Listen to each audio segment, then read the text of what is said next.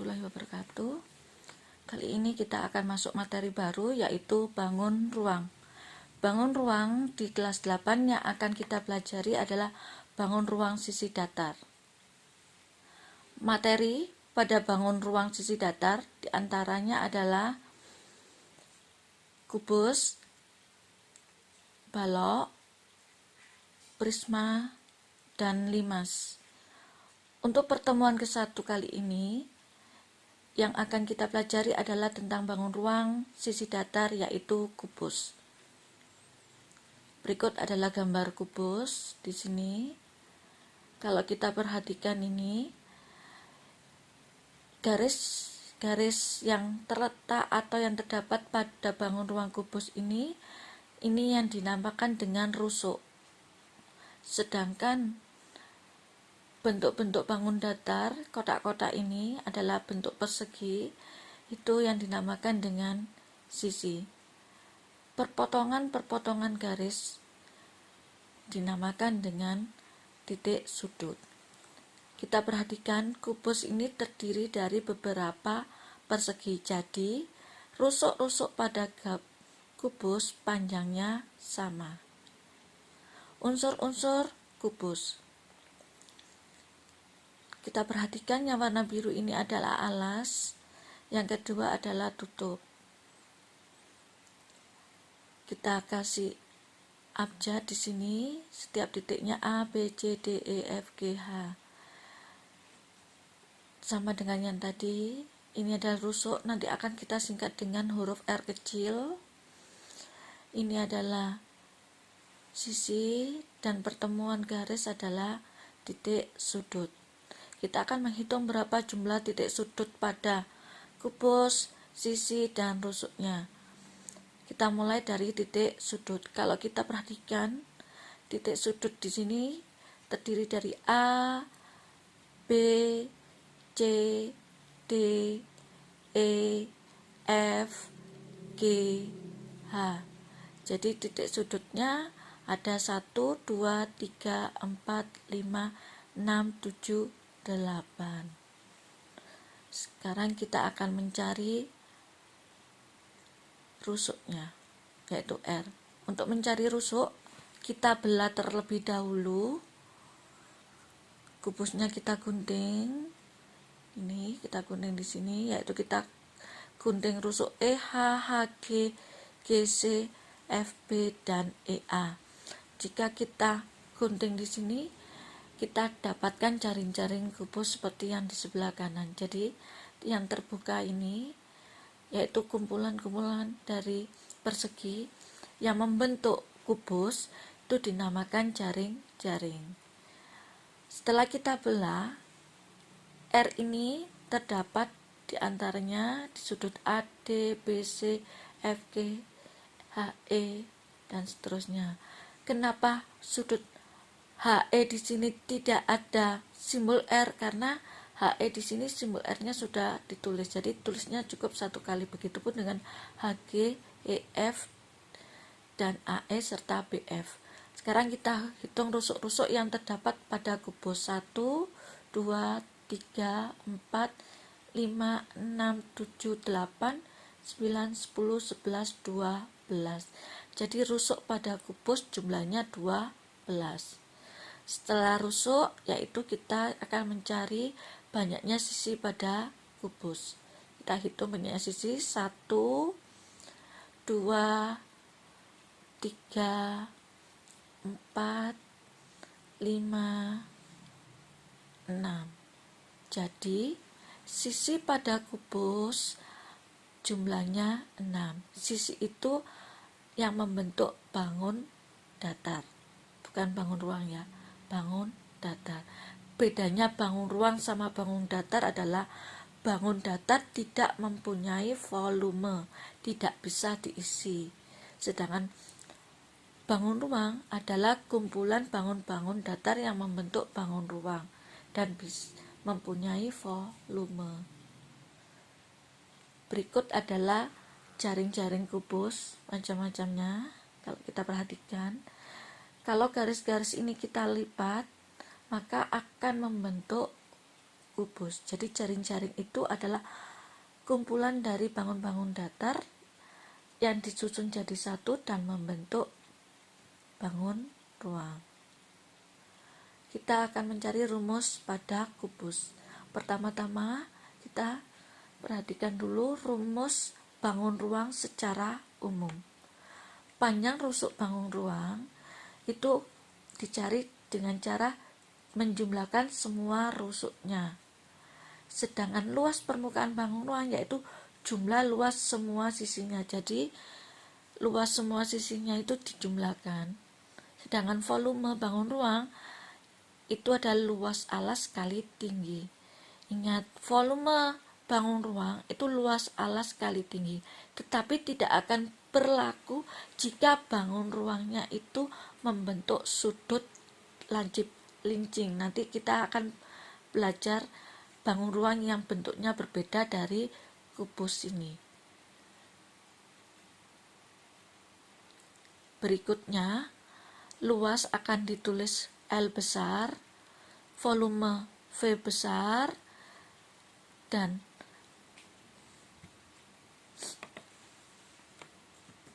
luas bangun ruang berarti luas permukaan. Rumus pada kubus sendiri. Jadi ini ada kubus. Kalau kita perhatikan, kubus itu mempunyai titik sudut 8, rusuknya 12 dan sisinya 6. Pertama kita akan cari panjang rusuk kubus. Tadi rumus secara umum, kalau mencari panjang rusuk adalah jumlah semua rusuk, karena di sini kubus maka jumlah semua rusuk kubus. Rusuk kubusnya ada 12 dengan panjang sisi yang sama. Jadi tinggal kita kalikan 12 kali R.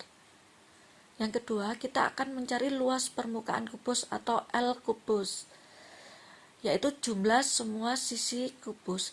Karena sisi kubusnya bentuknya sama, yaitu persegi, maka tinggal kita kalikan sisinya yang jumlahnya 6 dikali luas persegi. Yaitu luas persegi sendiri adalah rusuk kali rusuk, berarti jumlah sisinya 6 dikali R kali R sama dengan 6R kuadrat. Sedangkan volume kubus yaitu luas alas kali tinggi, yaitu luas alas kubus kali tinggi. Kita perhatikan alas kubusnya bentuknya persegi, berarti sama dengan luas persegi dikali R. Tingginya yaitu R, bentuk di sini disimbolkan R. Luas persegi itu sendiri adalah R kali R, berarti sama dengan R kuadrat kali R sama dengan R pangkat 3. Jadi volume kubus sama dengan R pangkat 3. Kita lanjutkan ke contoh soal. Kita langsung ke penerapan kehidupan sehari-hari. Di sini yang pertama, Vimy membuat sebuah kubus dari kawat yang panjangnya 144 cm. Kubus tersebut akan ditutupi dengan selembar kertas karton. Yang pertama, hitunglah luas karton yang dibutuhkan. Sedangkan yang kedua adalah menentukan volume kubus yang dibuat oleh Vimy. Kita akan menjawab pertanyaan pertama, yaitu menghitung luas karton. Luas karton yang dibutuhkan rumusnya yaitu luas kubus. Ingat, luas kubus sama dengan 6 kali R kuadrat. Kita tulis di sini luas kubus sama dengan 6R kuadrat. Untuk mencari R-nya, kita perhatikan lagi yang diketahui dari soal ini. Yang pertama adalah panjang kawat. Panjang kawat itu sendiri rumusnya di sini, karena panjang kawat kita anggap kawat kubus. Jadi panjang kawat ini kita anggap panjang rusuk kubus sama dengan 144. Rumusnya adalah 12 kali R. Kita masukkan 12 kali R sama dengan 44. Sedangkan R sendiri sama dengan 144 dibagi 12 didapatkan 12. R yang 12 ini kita masukkan ke luas karton yang dibutuhkan tadi, berarti sama dengan 6 dikali 12 kuadrat. 12 kuadrat sama dengan 12 kali 12. Jadi sama dengan 6 kali 144 didapatkan 864. Karena yang ditanyakan adalah luas dan satuannya cm, maka karena luas satuannya menjadi pangkat 2 yang kita sebut yaitu cm persegi. Kita lanjut, kita mencari volume kubus. Volume kubus di sini rumusnya R pangkat 3. Jadi volume kubus sama dengan R pangkat 3. Kita masukkan R yang diketahui yaitu 12. Jadi sama dengan 12 pangkat 3. 12 pangkat 3 sama dengan 12 kali 12 banyak 3 kali. Dan kita dapatkan 1728. Ingat, volume kubus satuannya karena di sini cm. Karena volume maka pangkatnya 3 yaitu cm kubik. Jadi kalau satuan pangkatnya 2 bacanya persegi, sedangkan satuan yang pangkatnya 3 bacanya kubik. Jadi ini cm persegi, sedangkan yang di bawah cm kubik. Contoh kedua, sebuah bak mandi berbentuk kubus berukuran 2 meter. Panjang bak mandi tersebut akan diisi air sumur dengan menggunakan ember. Ember tersebut dapat menampung 20 liter air. Pertanyaannya, berapa ember air yang dibutuhkan agar bak mandi terisi air penuh?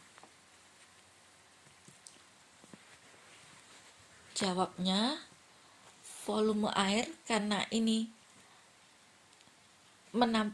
karena di sini adalah liter, dan pertanyaannya berapa ember air yang dibutuhkan untuk bak agar terisi. Nah, ini ada tulisannya terisi, berarti volume. Volume air yang dibutuhkan itu sama saja dengan volume bak mandi. Dan bak mandinya berbentuk kubus. Ingat, volume kubus rumusnya R pangkat 3. Untuk memasukkan R, kita akan memperhatikan lagi atau membaca lagi soal, melihat apa saja yang diketahui. Jadi yang diketahui di sini, sebuah bak mandi kubus berukuran 2 meter. Secara tidak langsung ini mengartikan tinggi bak mandi 2 meter karena ukuran kubus, berarti semua panjang R-nya adalah 2 meter. Yang kedua adalah ember tersebut dapat menampung 20 liter air. Berarti di sini menampung 20 liter air, kita anggap volume ember yaitu sama dengan 20 liter. R 2 meter ini kita masukkan di sini menjadi 2 pangkat 3, didapatkan 8 meter kubik. Kita lanjut, berarti banyak ember yang dibutuhkan sama dengan volume air atau volume kubus dibagi volume ember. Volume kubus kita dapatkan 8M pangkat 3, 8 meter kubik dibagi 20 liter. Kalau kita perhatikan di sini satuannya berbeda, satunya meter kubik, satunya liter, maka kita samakan menjadi liter. Ingat, 1 liter sama dengan 1 desimeter kubik, sedangkan 1 meter kubik sama dengan 1000 desimeter kubik. Berarti agar menjadi liter, meter kubik ini kita jadikan desimeter kubik, yaitu turun 1, karena pangkatnya 3, maka kita kalikan 1000. Jadi di sini sama dengan 8000 dibagi 20, didapatkan 400 ember. Jadi air bak di dalam bak terisi penuh air dengan 400 ember. Kita lanjutkan soal ketiga. Sebuah bak mandi, di sini bak mandi lagi, berbentuk kubus dengan tinggi 3 meter. Dinding dalam bak mandi, ingat yang di sini dinding dalam bak mandi dicat dengan warna putih. Berapa biaya cat yang dikeluarkan jika 1 meter persegi membutuhkan biaya Rp20.000?